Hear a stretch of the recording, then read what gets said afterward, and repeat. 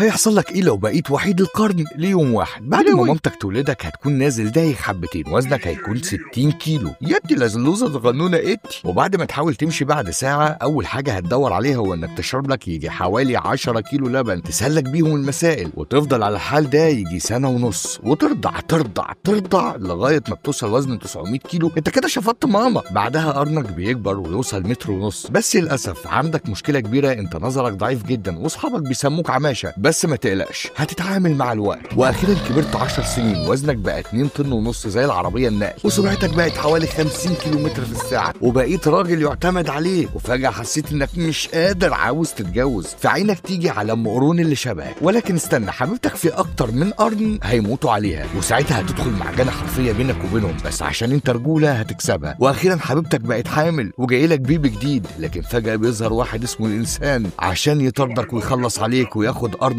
ويعمل منه مشاط وفلايات، ويروح يبيعهم ويقول معاكوا فلايه بتطلع 100 أملاية.